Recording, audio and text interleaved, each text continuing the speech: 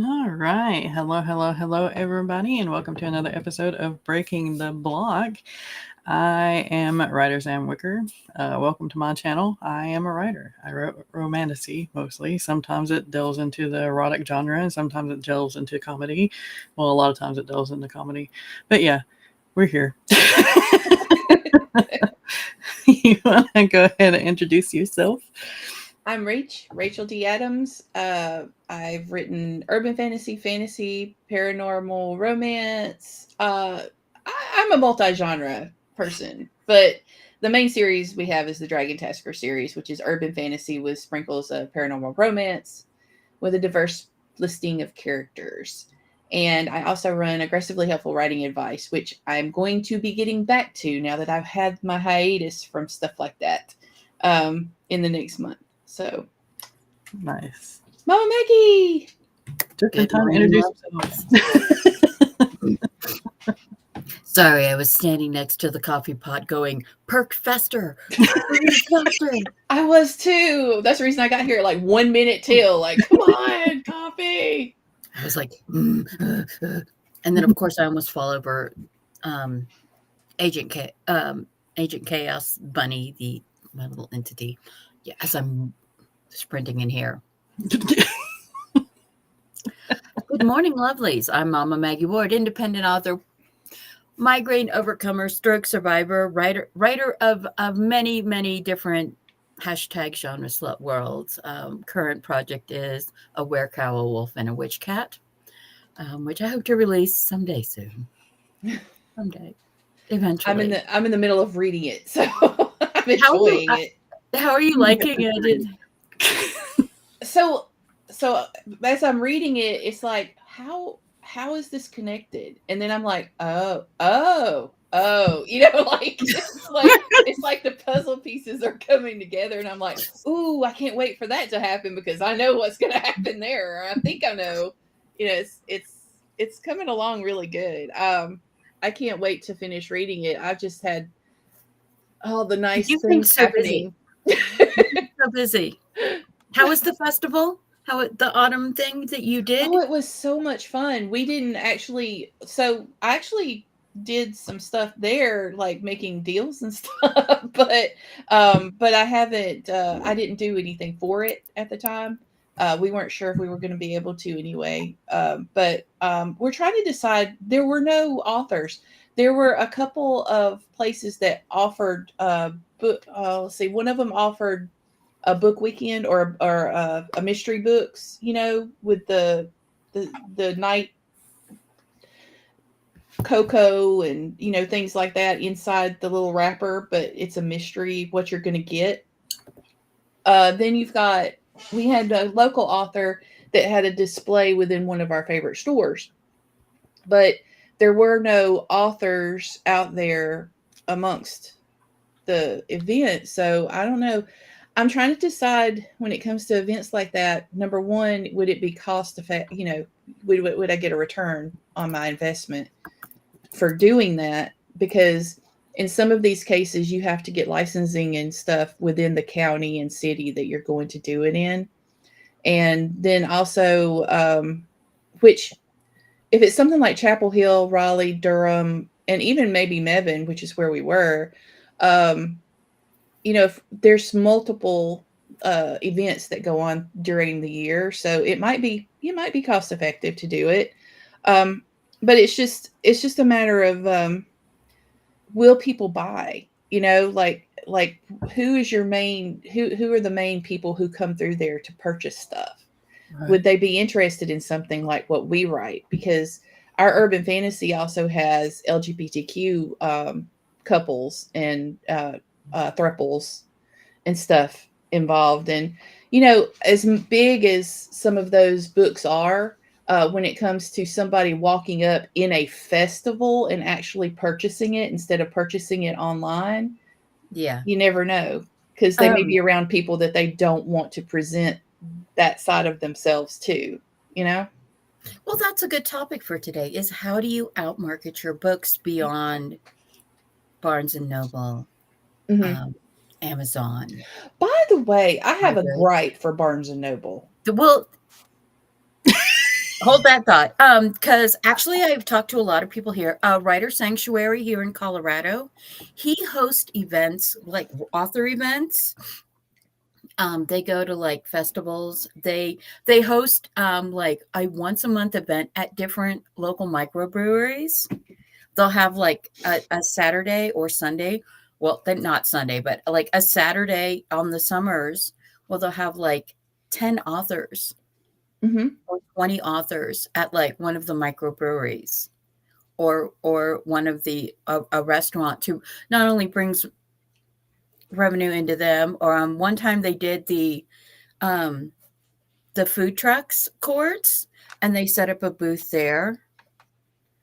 But there was a lot of other like stuff going on there. But and a lot of people I've been talking to this year, I'm sorry, I have an eyelash, have said that they have been selling out or close to selling out at a lot of the events they went to. So you go to events. I am thinking about actually starting to do the event thing next year. Well, like the events that we've gone to, we either break even or we nearly sell out. So it's like most of our money, like when it actually comes down to it, I think it's worth the effort going into them. You actually see the return. And you actually also, we've seen sales go up a little bit on the back end. Like, people got our card or people got our code and then they went, and later on, I wound up with more newsletter people and also more sales on the back end for digital books because, a lot of people do digital books now. So there's that. We always do good. The main thing is like where I'm looking at is like this kind of festival. Again, it was mostly crafts and things like that. So I'm like, well, depending on that, I what I was thinking about doing is setting up in a store. Therefore, their umbrella, their tax, licensing and all that would cover us. So that we wouldn't have to go further, and we're just there for a book signing, but we're selling books, obviously, to people. And then when it comes to things like what you're talking about, we really are looking into that. Me and James are really talking about. There's so many, like there's a meadery that would probably be great for anybody that's doing urban fantasy, paranormal romance. And also there was, I guess I don't want to list names, but there were two breweries that were there and they had their little tents set up and they're local. And I was thinking that would be cool. And you guys know about North Carolina and wineries, like there's tons of those. like out here is I've got several independent bookstores because I'm a local author and and two of my series are set in Colorado. That's my phone. Sorry. Mm-hmm. They know 9:00 Sunday morning. Leave me alone. That doesn't mean anything. No. That are interested in books. Carrying a couple of my books each because of there is beginning to be this push toward featuring small businesses, featuring local artists, things like that. So there are so many opportunities beyond just like trying to get yourself into brick and mortar stores, having that virtual digital print on demand,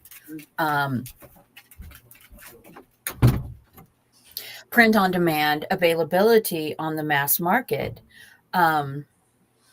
So beyond just like getting your digital copies into the library, I say pick up this up now. I will never win the lottery because that Nigerian prince just did not get back to me.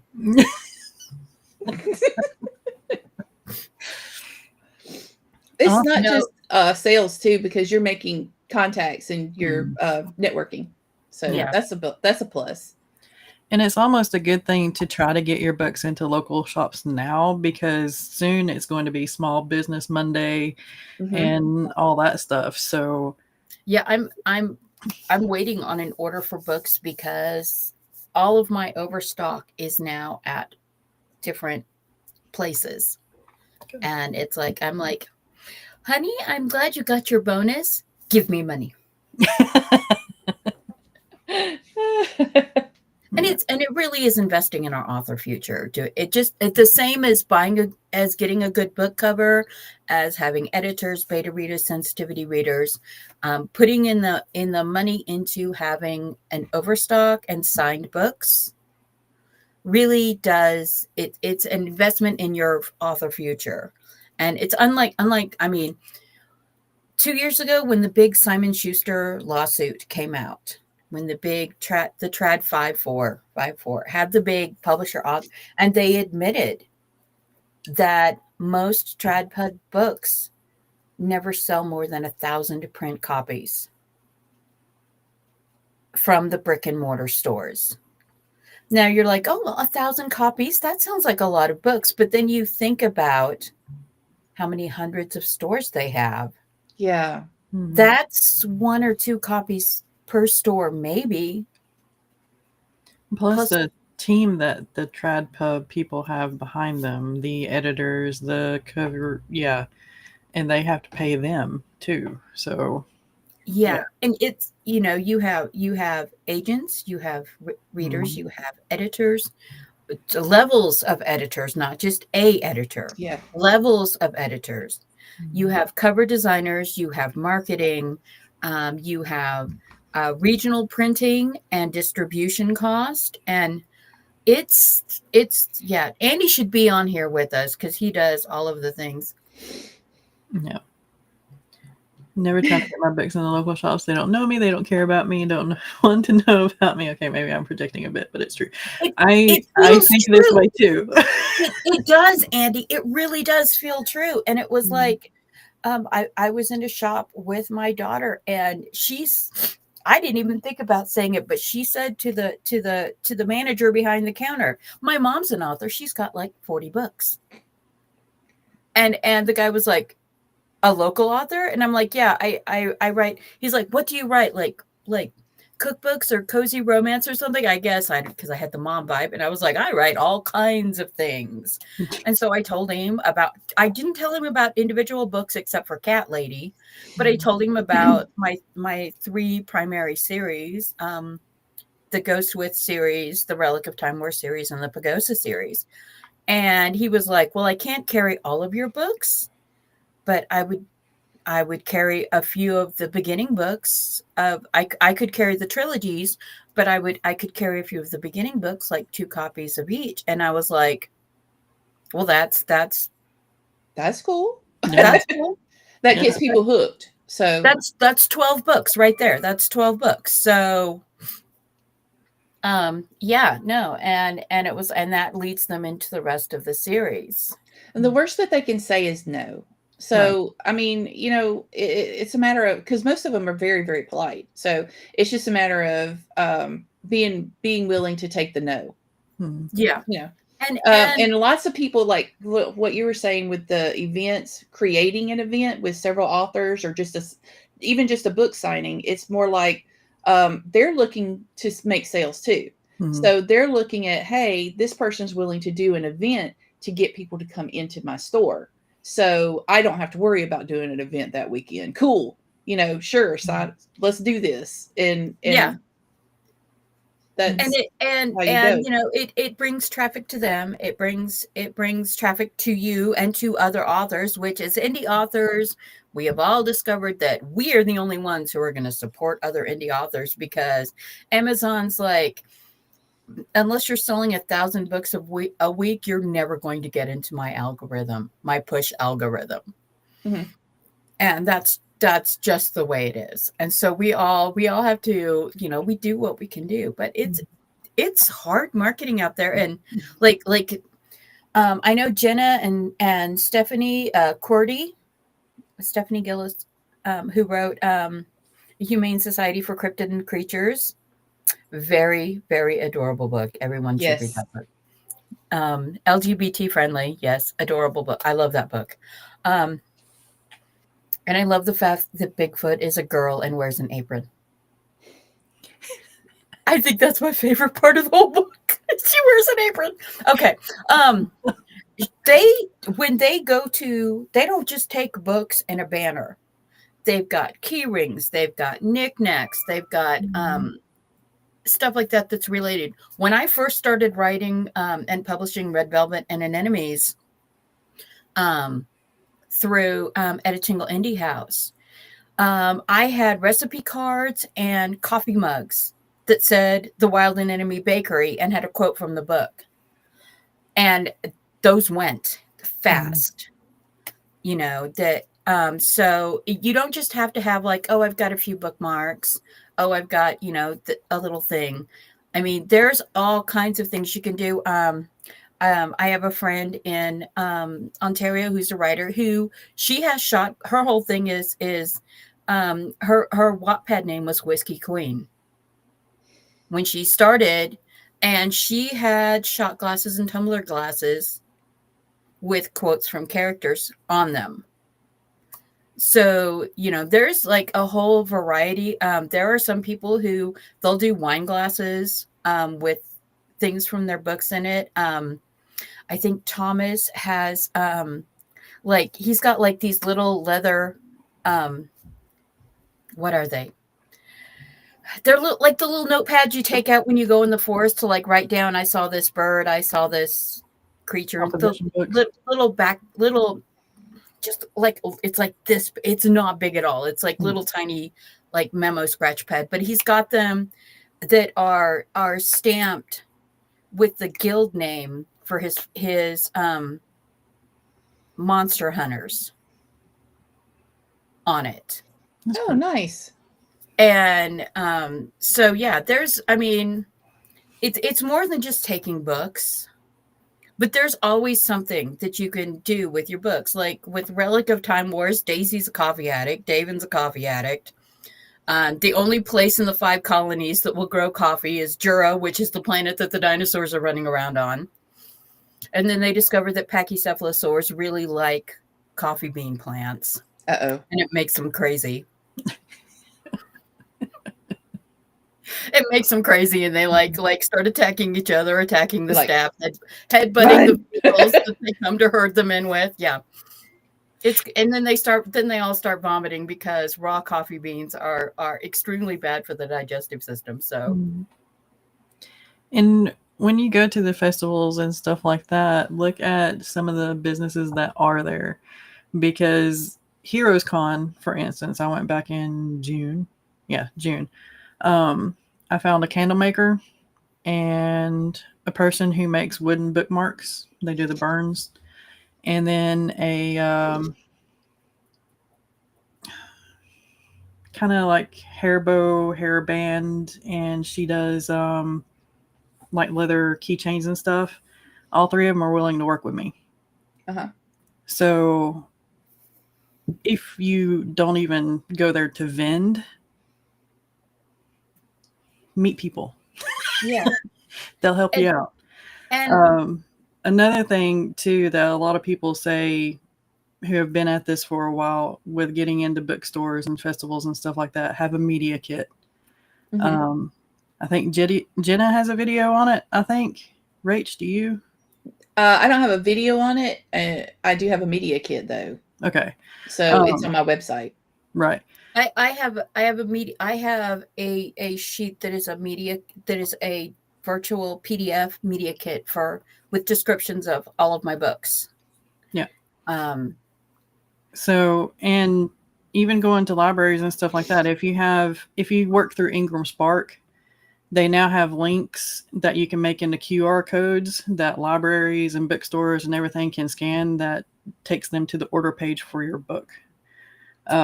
So make sure that's on your media kit that you hand out to, or give them the link to, or whatever, if it's in Google Docs.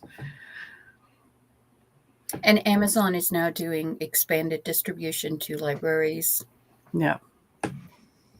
Now I was kind of excited about that, but then I'm like, Ingram Spark already does that. Yeah, I have Drafted Digital, which is basically Ingram Spark Lite. So Yeah.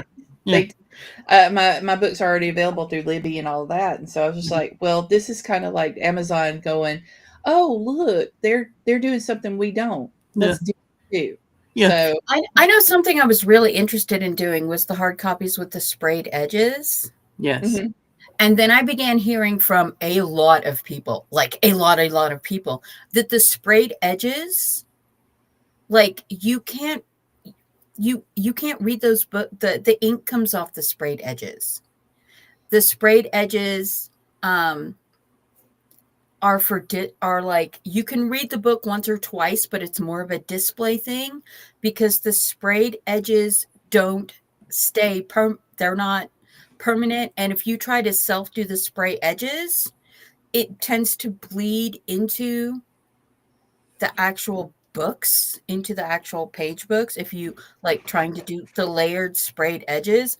And so it's Me and Paige had the same idea. We're looking for our sprayed edge books. I know I've got mine on display, honestly. I saw a beautiful sprayed edge book that was like, it was like had a red sprayed edge with like a gold filigree on it. They're in the bedroom. And it was so pretty. I was like, ooh.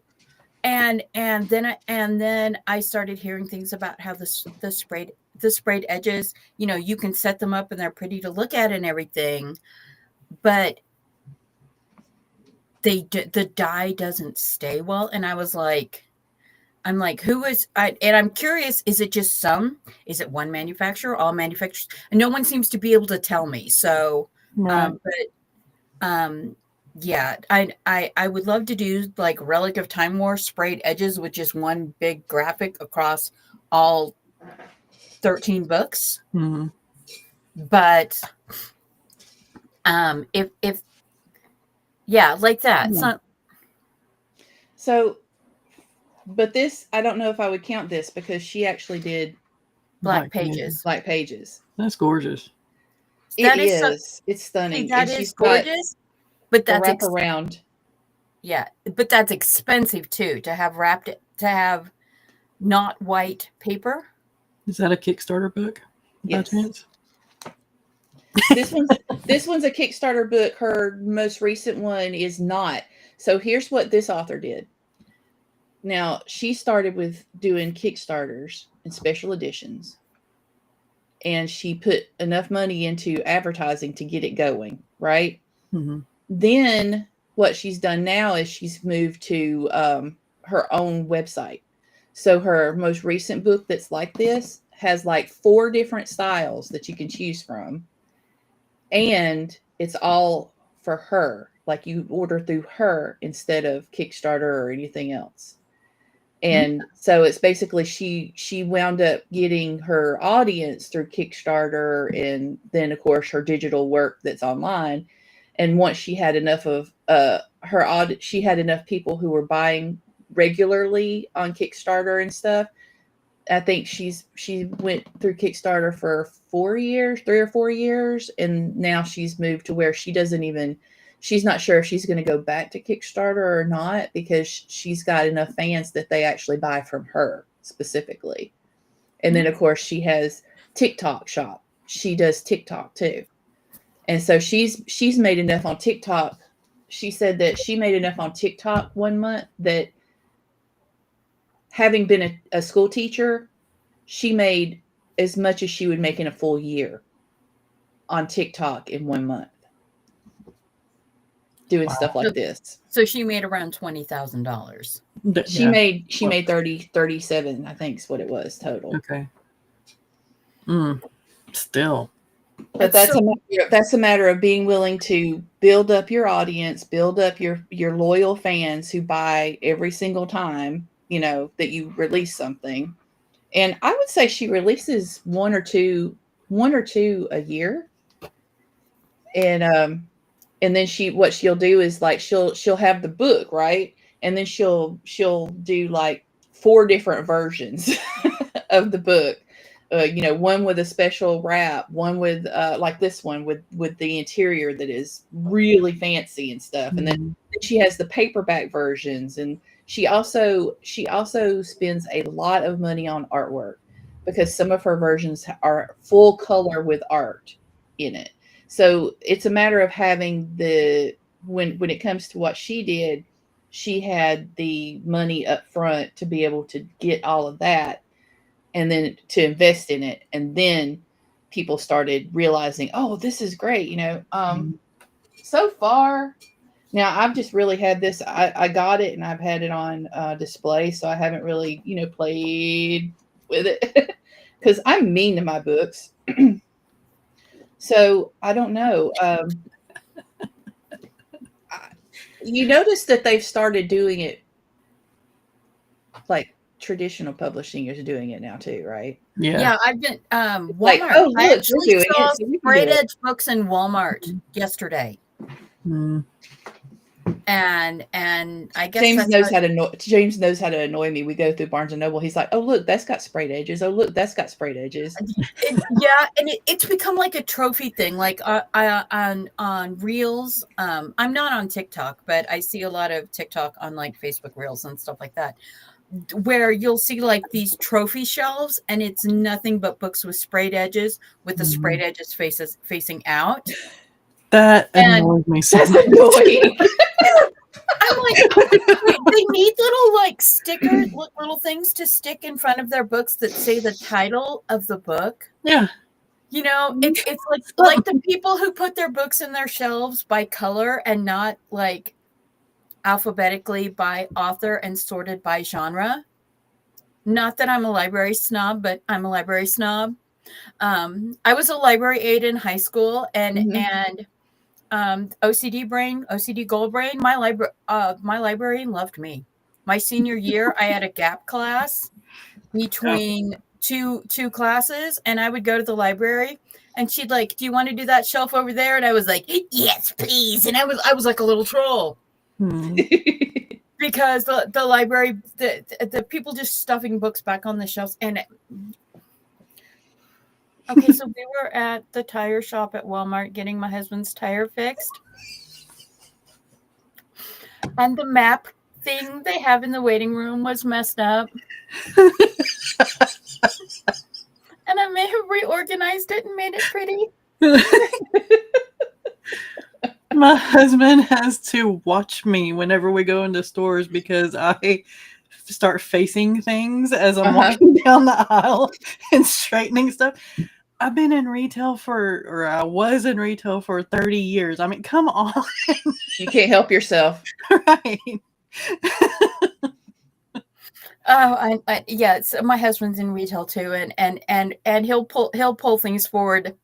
We both do it, and it's like we have this mutual agreement that we will slap one another or pull one another away. But he was sitting there on his phone, and he looks up, and I'm like, and he's like, "What are you doing?" I'm like, it's okay. Don't look. Don't watch me. It's driving me nuts. Just let me do this one thing. Just let me do this. Just let me do that. I gotta fix it. Okay. And why would a map kiosk in Colorado have one single copy of a Tennessee road map? What the frick? I don't know. What the frick? Yeah, that's weird. I mean, I understand New Mexico, Arizona, Four Corners region, Wyoming, Utah.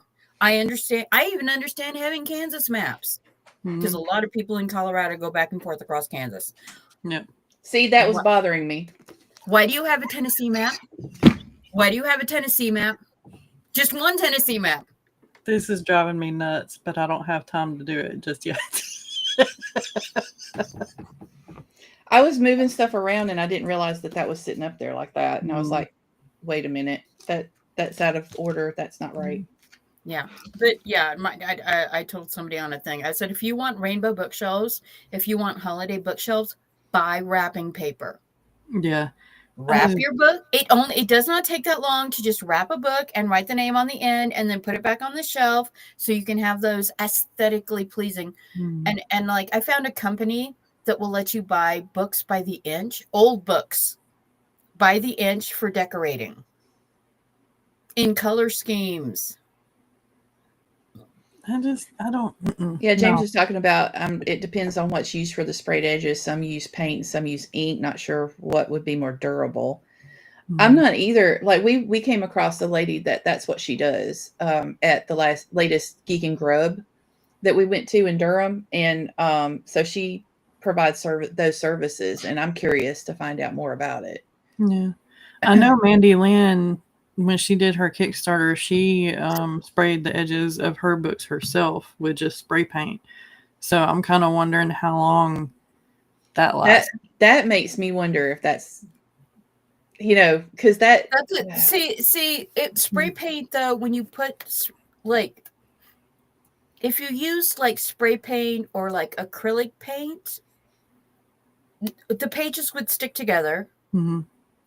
and also it would flake. It would flip. To me, it would flake. That's what I thought too, especially with spray paint, because every time I've ever spray painted anything, within a month, it flakes. Yeah. But yeah. So I'm thinking again, that it goes the back ink to the might thing be like the sprayed edges. Oh yeah, I'll come over and yeah. We'll organize everything.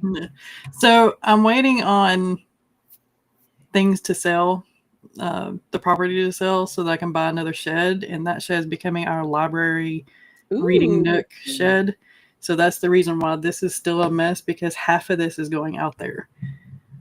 So and I'm just like telling myself, I gotta wait. You're building a writing box, basically a writing room. Yes, I am. Yeah. Well, this is the writing craft box, and out there is going to be the reading nook anti-tech building. Yeah. Okay. All right, going back to this.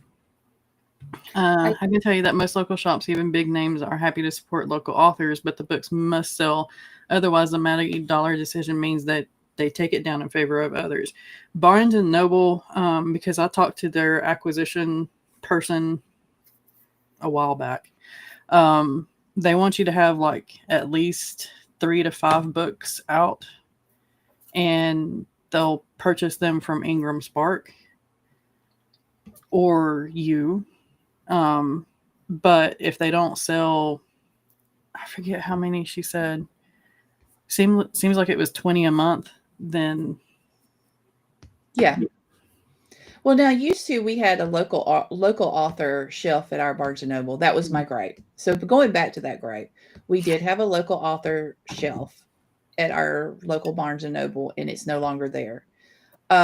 They also, I was like, for me, I just don't understand, like, if you do have a local author section with as many tables as they have, if you could just set up a small table with the local author, that would be cool. Now, I do know that you can get in touch with their, I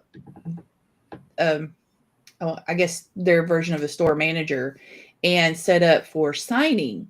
You know, if they carry your book, then you can set up on their listing as a local author signing. But it doesn't mean they're going to carry your book. It just means that you can do a signing in the store, you know, with them, which is fine. I was just like kind of sad to see that, like, you don't have a local author section, as in just a little table even. The Barnes and Nobles here in Colorado, they have the local author bookshelf, but it's like in the back corner. Yeah. Oh, see, ours was up front, like close to the. It's like you know, back with Starbucks. It's like thing. Like back on in in all of them, the local author shelf is like in the back, is like over in the back corner near the restrooms. And no, the opposite side. So it's like not even near the restrooms. It's not even getting traffic, and it's like it's over like by the station where they have like the stationary stuff. Yeah. And see, I wouldn't even mind near the restrooms, because you know there's lots of traffic going to the restrooms. Yeah, exactly. Yeah. Even the employees have to go back there. So but yeah, no, it's there's a lot of opportunities for books once you've got your backlist built, you get a whole series, multiple books, like all of us here, to get into other places. But you have to realize that you're not only going to be selling books. Also, if you're selling urban fantasy, if you're selling sci-fi fantasy, like I have, going to the romance, well, you might be able to get away, Rachel, you might be able to get away with going to like a romance book con. Yeah. I would Yeah. not be able to get away with going to that because the romantic, well, Pagosa Cliffs maybe, but it's more like Overcomer romance. It's not I am to the point though that I'm kind of scared of doing a full-on book con over a mix and match event because of all the bad things that have been happening recently with organizers for those kind of Balticon. things. Yeah, The Million Lies. there's been like 4 recently. What they're calling the Million Lies Festival. Yeah, where they get all these authors. The authors spend hundreds and sometimes thousands of dollars going to these events, and the events. And as a matter of fact, the author that I just showed you, she's still waiting to get her money back on one of those. Yeah, she spent over $700 just to have a space. And not to mention all the other stuff that you have to, hotel rooms, things like that. You have to have hotel rooms. You have to, travel expenses and stuff. And it fell through. And they're acting like, oh, well, we don't need to give you guys your money back. So, yeah, or we're not responsible for everything you did outside of your table fee. That's what happened at Million Lies or Million Lives, the Balticon one. Wasn't Balticon, it was in Baltimore. And it was like, the authors they went there, they ended up paying not only for, they had table fees, but then they ended up paying for their own hotels, the featured authors that were supposed to, be there for these. And then they went and they were having the guest panels, and there were no chairs in the guest panel rooms.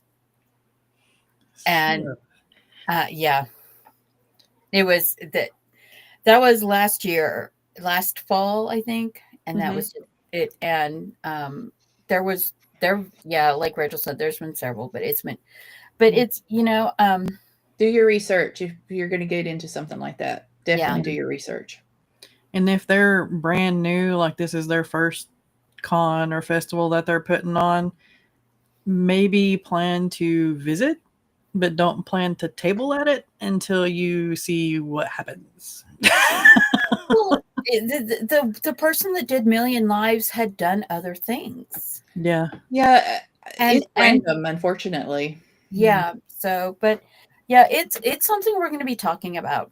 That's going to come up whenever you talk about cons or these disaster cons. And then there's like some of them and there's some that it's out of their control. So there's been several that it's been a matter of they had something happen with the local situation where they had to change locations or they had to redo stuff, and it was not their problem. Like it wound up their problem, but the organizers didn't do it. Like it wasn't the organizers' fault. They just had to all of a sudden they had to fix things and redo things.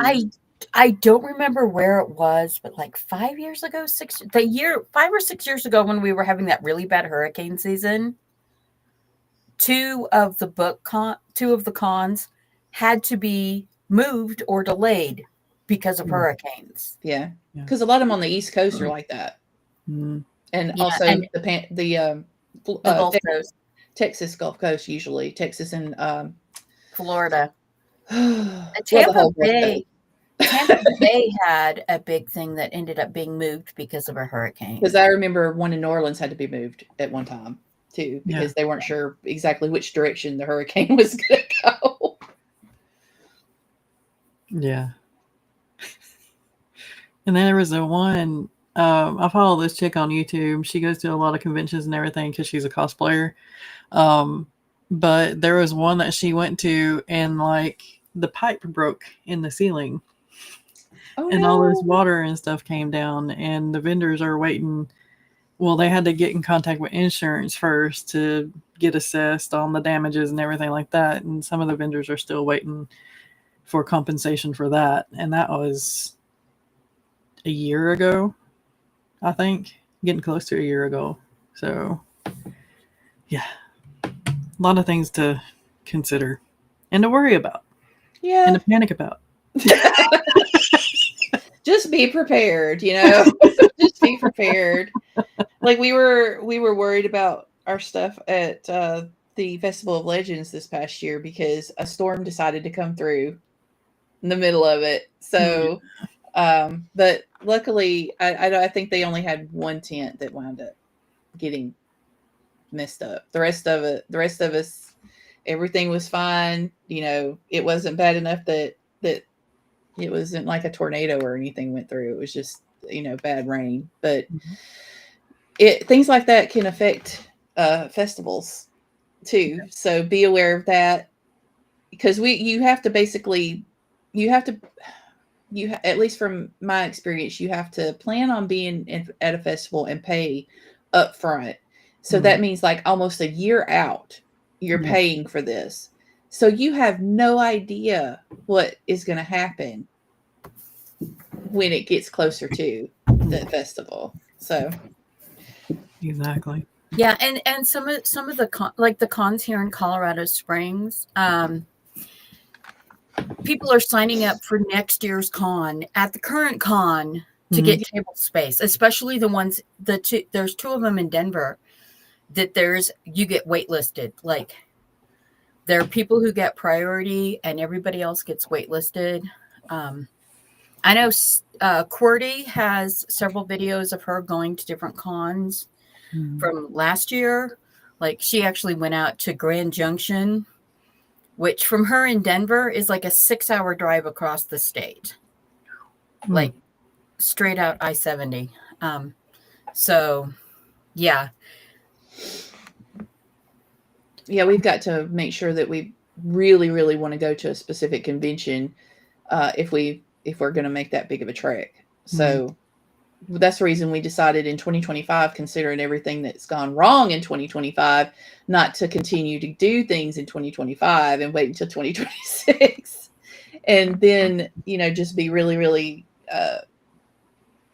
we've got to be careful about how far. It's like people are like, oh, well, if it's in North Carolina. And I'm like, yeah, but you got to understand, if it's in the mountains where Sam's at versus the East Coast where I'm at, that's a long trip.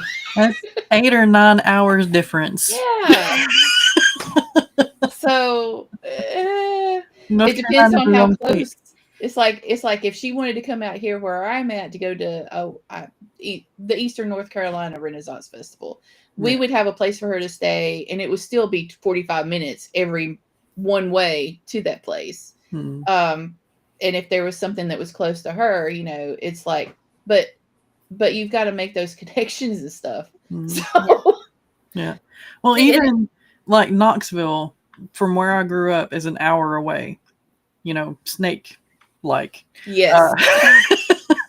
But if something happens to those roads, and it happens a lot, then you have to go like 2 hours out of your way sometimes to find another back road that'll take you to the same spot. So yeah, the plan for us growing up was never to go anywhere during the winter months. Right. Period. Biggest mistake we ever made, getting a timeshare up in Gatlinburg. Yeah, no. No. See what like we when we went to Pagosa this year we went at a risky time because there's chance of snow, definitely a thing, and you got to get over. There's no way to that side of the state without going over one of the passes. Yeah, and we got lucky. It was beautiful, sunshine, shiny, warm weather. The whole time we were there was fabulous. There was no late snow or anything, so we were good. But it's like where I'm at, where I live, I'm an hour from the closest town, Colorado Springs, 2 hours for Denver, 70 minutes to Pueblo. I'm 8 hours to Grand Junction, 6.5 hours to Pagosa, 7 hours if I go on to Durango. It's closer for me to go to Santa Fe than it is for me to go to Grand Junction. And to get out to where you guys are at, to like come out and like join you guys for like the East Coast visits and stuff like that, that's a 26-hour drive. Yeah. Or a 6-hour plane flight. If I go direct, no layovers or anything. So, yeah. It's... How many times do you get that? Not much. Once every 2 years. And the whole no layovers thing can change in an instant too, because something can happen. And all of a sudden you're in Atlanta instead of Charlotte. And remember, you're having to have either having stuff delivered to the space, or you're having to take it, which means that you're having to check a bag full of merchandise. And books are heavy. Yeah. Books are heavy, and like you're putting them in snap totes with padlocks on the snap totes to send through. And they're not gentle on them either. So they chunk those things around, and if they get any kind of, they're like, what's all this stuff in here? They'll like flat out cut off your locks, open your things, rifle through your books, and then you get to where you're going and you're like, who opened this tote? Why did you open this thing? And and what's missing? What's missing? Why were the books all thrown back in here and now they all have dinked up pages? Which happens. If you are using a shipping service, your parcel's been delayed, misrouted, something like, so it's, if you're driving and your vehicle breaks down, or heaven forbid you're in an accident. In other words, you might want to look into insurance when you start doing these events, just to be sure. And if something bad happens, don't freak out. Just plan for what you can plan for, and don't panic if all the rest happens. No. Have plans A through E, not just plan A and B. And keep your receipts. Keep your receipts, because this is all a business expense. Like James was talking about, it was a 2-hour drive for us to go to Holly Springs, which is Festival of Legends. But we decided we were going to do it because it'd be worth it. And it was worth it. We're actually going to do it next year too. But it's a matter of, our fuel for that trip, our, mileage, fuel, we had to go get something to eat because, we're there. So all of your food and stuff like that, make sure that you're keeping your receipts and stuff if you can itemize. And that's another thing too. Convention food is always going to be twice as expensive as, and they won't let you bring stuff in exactly unless you sneak it. So yeah, be aware. They're trying to sell. They're trying to make money for the vendors. Yeah, makes sense. Hey Eva. By the way, that's some of the best food. I'm just saying. We had okay. We had Irish egg rolls this last time, and I was just like, oh, I could have that every other day, I think. Basically, your cabbage and your corned beef, and you're dipping it into the sauce. Oh, it was great. Yeah. My husband loves the Scotch eggs. Like every time we go to the Renaissance Festival or anything like that, he has to have a Scotch egg. I think this year's most popular state fair food truck was the everything egg roll, and they would literally put anything you want in an egg roll and fry it. That's nice. And they had like dessert things and everything.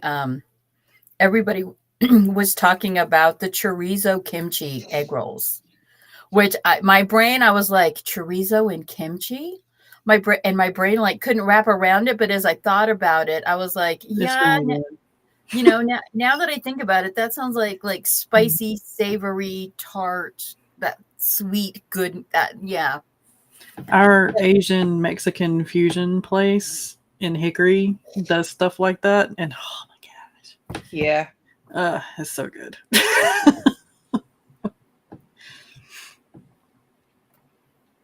Yeah, this is always good. So Hickory has a bunch of little conventions too, like the Hickory Comic Con and stuff like that. So I'm planning on getting in with those, and my friend Mel Cagnazzo on here, she goes. So we might share a table one day, or we'll at least be able to watch each other's table whenever I start going. And something to think about when you're doing these is you if you haven't got your LLC, get your LLC. Those come with a tax identification number for your state with your registered LLC. You're also going to need some way to accept payment that's not just Venmo. A lot of people recommend Stripe. A lot of people use because then they can just swipe their card or tap their card on the little cube. What is the other one is called? Cube, Square. I think. Square. I use Square. Square and Stripe, you just, swipe or tap your card to take payments. I have all the other ones. So because of having Gen Z children, and all that, I've learned that Cash App, Venmo, and PayPal, all three are helpful because you never know which anybody's going to be using.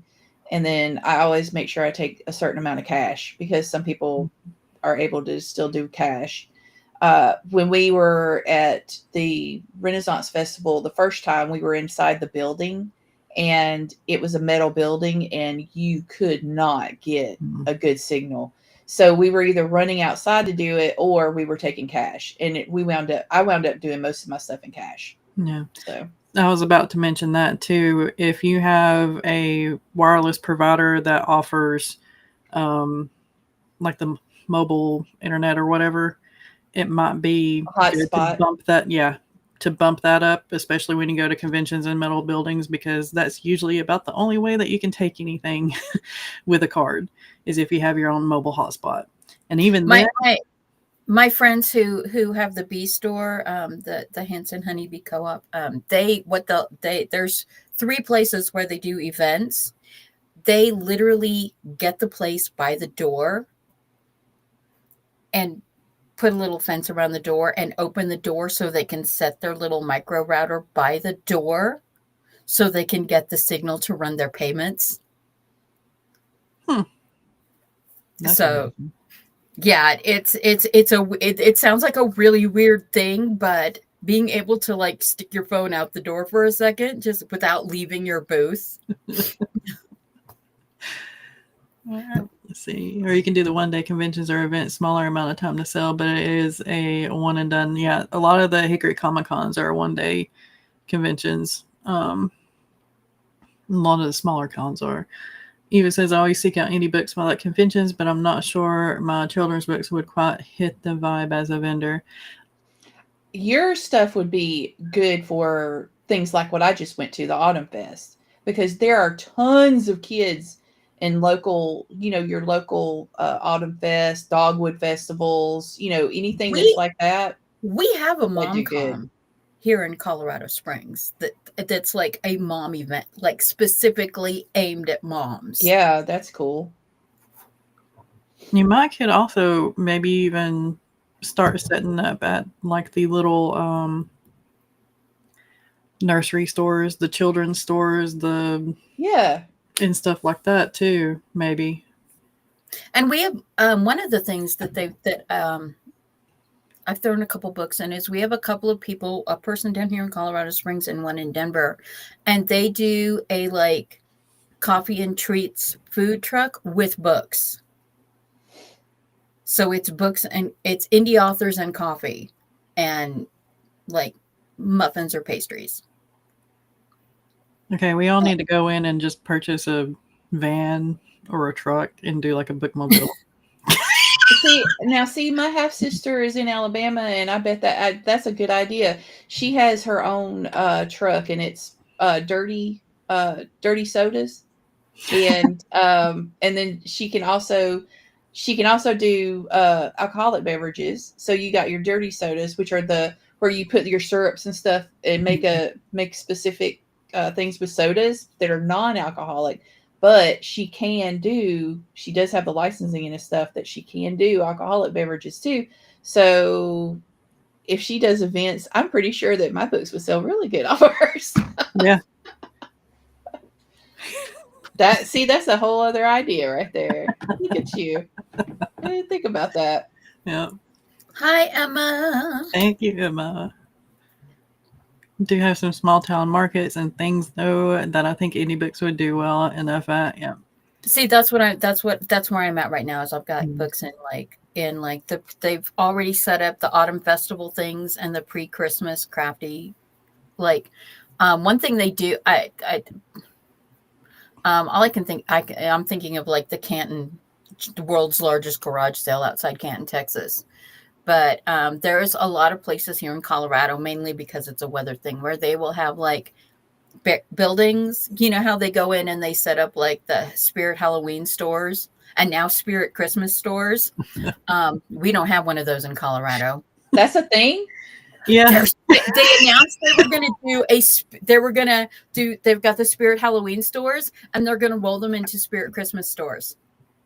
I don't know what they're going to have there, but I have heard. I want to go to one. I know. So I like to go to Helen, Georgia, where they've got like 2 or 3 of the stores that are themed nothing but Christmas, and I think that that's pretty cool. So now I'm like, ooh, that would be kind of neat. But what they'll do is they'll get these big empty retail spaces, and they'll cordon them off into booths. Yeah. And that's basically nice. It's just like it runs, and they're open 7 days a week, and you get your little booth space, and there's other stores that will do vendor consignments where they pay the staff to run the thing, and then people just walk through and take what they want, and then they go and check out, and everybody's got like barcodes that are assigned to their vendor. Kind of like the little consignment antique shops around here. Yeah, or clothing shops, like consignment clothing shops, or but that's a thing of people who just Dawn's like tacos and tequila. I'm in Texas. Boozy book fair. Book fair. Man, we could get into so much trouble together. I love it. Boozy books and baked goods. That could be it. Yeah. Yes. And somebody can get one of those CBD licenses, and they get the munchies off of that. So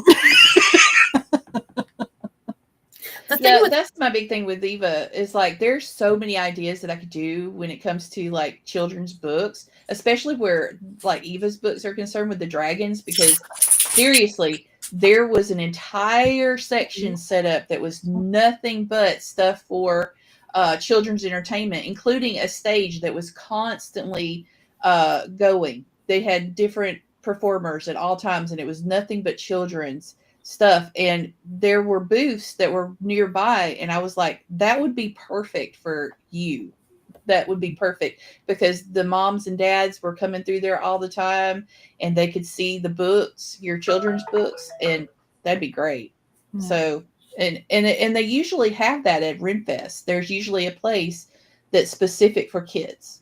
So I wonder if schools, because schools do the Scholastic Book Fair things, and I wonder if like an indie author was interested in organizing it, if they wouldn't open up their library for indie authors, like a book fair kind of thing for children's books too, because that would be ideal. I want them to start doing Scholastic Book Fairs for adults. Yeah. There's one, what is it called? Book Fest. They run around the Carolinas, and that's their advertisement, is Scholastic Book Fair for adults. Hold on, let me try to look it up. Yeah, let me find. There's one that just passed us. What was it called? Because I kept the thing because I was like, oh, that's a really good idea. Bookmarks Book Festival. There you go. That's it. Yep. Madam. Festival of Books and I know. Authors, I know. September the 25th to the 28th in downtown Winston-Salem. Yep. I was like, that sounds fun. Yeah, they do Charlotte twice. I think they do Raleigh twice, Winston-Salem. I think they go down to Greenville, South Carolina. So yeah. Madam, it's okay. I promise.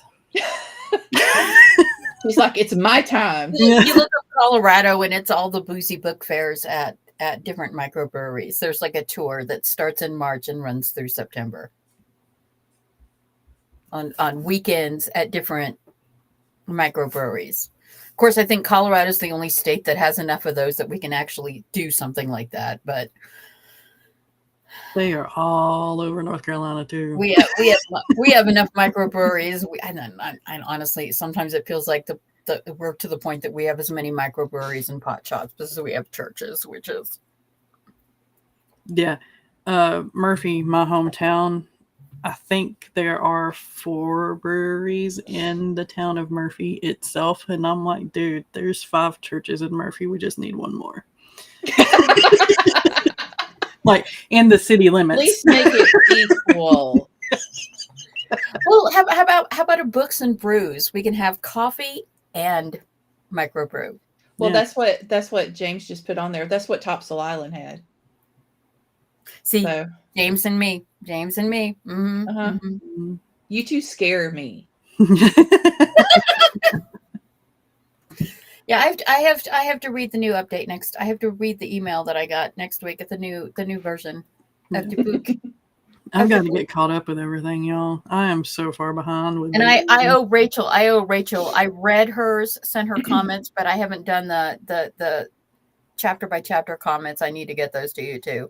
This has been a busy week. It's been crazy. This whole year's been crazy. So that's why I'm just like, I want to get the book out. It's like I've got the stuff back from book 4. I've only gone through 1 chapter of it because every time I get started, something else comes up, and I don't want to not, I focus on it. Published 1 book in quarter 3. On the first day of quarter 3, I published 1 book for all of quarter 3. I don't have a book ready for quarter 4. I published 6 books in the first half of the year. I have no book. I have 1 book for the second half of the quarter. I've got stuff to do. Yeah. And I'm going to have to go soon because we have to go pick up somebody at the airport.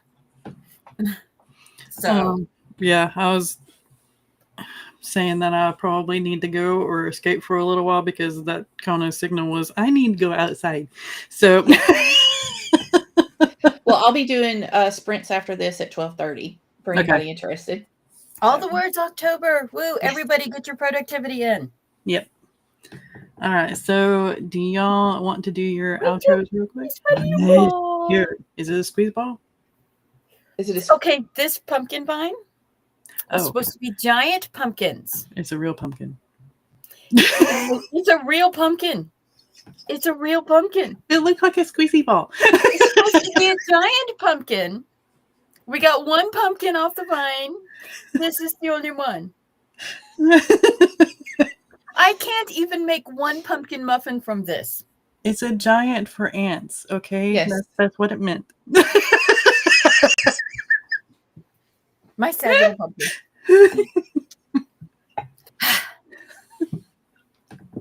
Did you laugh? We win. Okay. All right. Outros. Oh, okay. I'm Rachel Adams, Rachel D. Adams. Me and Dawn McClellan, we write urban fantasy and paranormal romance.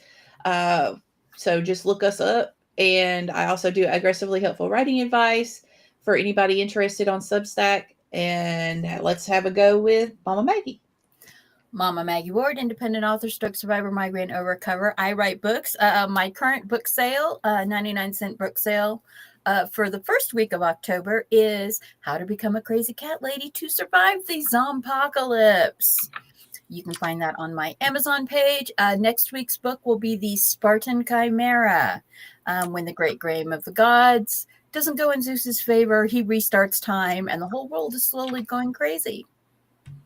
Highly recommend that book. Okay. I am writer Sam Wicker, and we will be back here for Breaking the Block again next Sunday at 11 a.m. Eastern Time, 9 a.m. Maggie's time. And we will see y'all then. Links in the chat are for Rach and Maggie's books or Linktree. So we'll see you then. Bye. Bye. Bye.